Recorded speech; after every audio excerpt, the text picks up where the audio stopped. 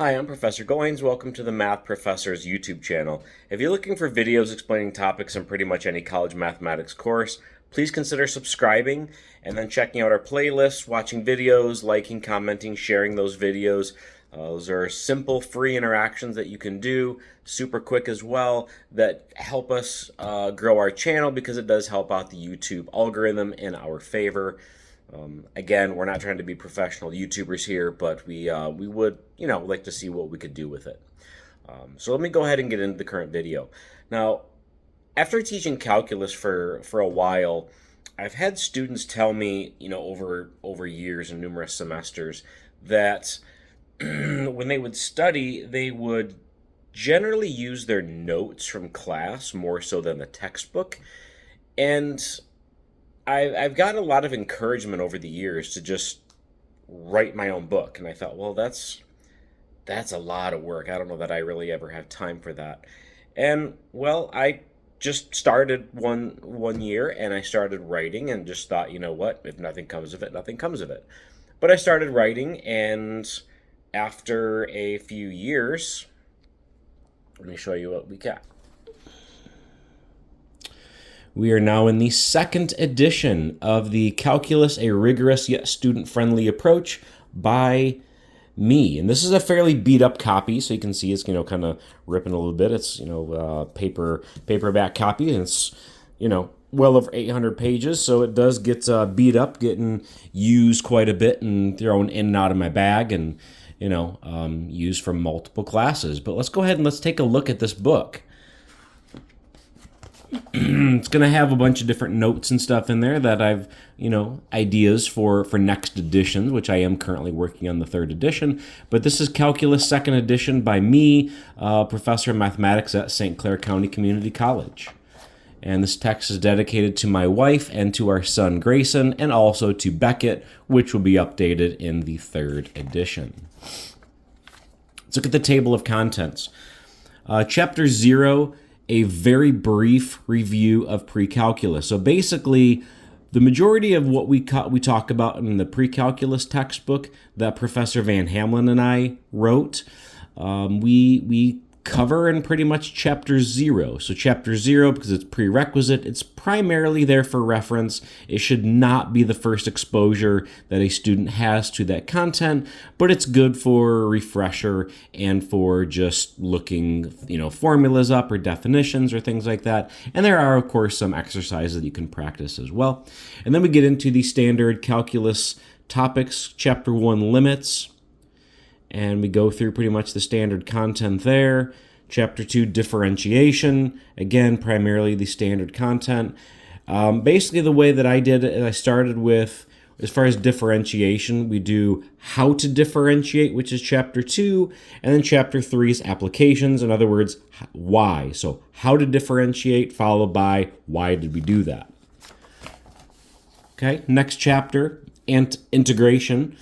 Okay, standard chapter 4 standard follow-up to applications of derivatives, applications of integration. So kind of following the same format with derivatives. It's how to do something and then why we did it. And then integration techniques. I do have a couple things in here that most textbooks do not. In fact, I've never seen in a textbook before. Integration using the even-odd decomposition of a function. This is an optional section, but it allows you to compute some really challenging looking, well, quite frankly, impossible integrals using some algebraic manipulations, using the even-odd decomposition of a function. And I also, within the trig substitution, integrals of trig function section, I threw in a Weierstrass substitution. We get into sequences and series. That's typically where Calc 2 wraps up. Okay? And then we get into generally what's considered Calc 3. So vectors, vector functions, partial derivatives, and then the integration portion, so multiple integrals, and then the capstone chapter of vector calculus. This is where really the whole semester, the whole sequence kind of comes together, and we do some really cool integration theorems, like Green's theorem and Stokes' theorem and the divergence theorem and things like that.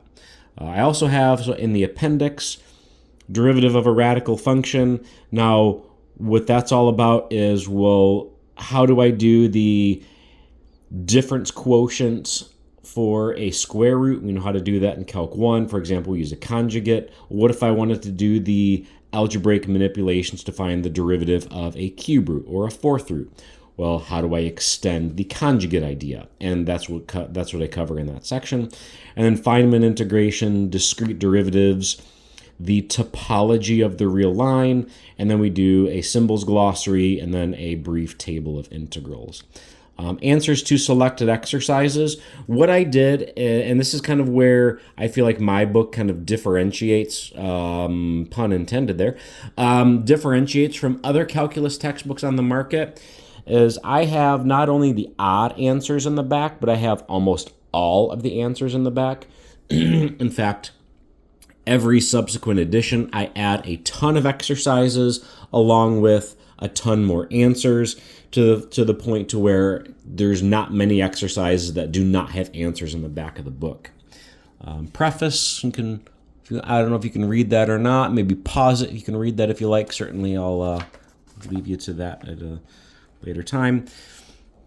Changes, acknowledgments about the author. Again, I'm not going to read through those things. And then I just want to kind of give you a little bit of an overview of what the textbook looks like. So if I go just, again, to chapter 0, you can see that, in my opinion, this is much more readable than a standard textbook. There's not tons of pictures and graphics going on. It's just, it's definition, notation, definition, example. It's very readable. So the formatting was done like this on purpose. It's very, very readable. And notice that all the sketches or all of the graphics, I actually hand drew. So throughout the entire textbook, all of the graphics were hand drawn. Again, kind of gives it that more of an informal classroom notes sort of feel to it, which I think is maybe a little bit less intimidating for a student to read through. But I think visually it's something different that most textbooks out there don't have. And then let me just kind of skip ahead here to a later section. Let's see if I go to maybe, let's say 2.2, which is where we introduce the concept of the derivative. Now, this is what I'm going to show you is going to be pretty typical for most sections of the textbook. And if you look at pretty much any textbook on the market, the number of worked out examples will probably be, maybe half a dozen, something in that ballpark. Well, let's see. So section 2.1, let's see how many worked out examples we've got. 13, we're still going. Let's see, there's 14. There was 14 worked out examples in that particular section. And let's just look at one more section here. So this is section 2.3, which is on differentiation techniques. And let's see, so we're up to 7. We've got 10, 14, 19, goes up to 19.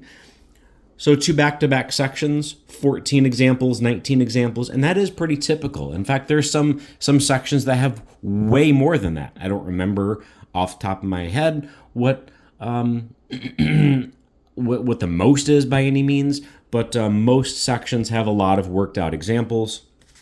And then again, let's just kind of go to the section. You've got sort of a combination of exercises. You've got certainly your routine computations, and then we start getting into some more complicated computations, followed by a little bit more theory or abstract questions. Not necessarily abstract, but just questions where you have to be a bit more creative.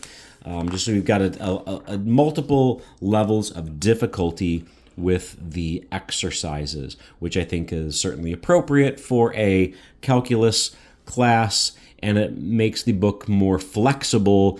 You can kind of tailor the content and the difficulty to your class.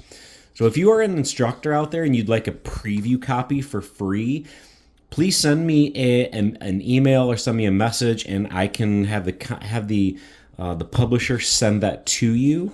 But anyway, I just wanted to quickly show you the textbook that I have written, and again, it's pretty much, if I flip back here, again, you can see I've got notes written all over the place, just kind of ideas for the next edition. So here's Chapter 7, Sequences and Infinite Series, and again, that is the textbook. So thank you for watching, and please consider subscribing.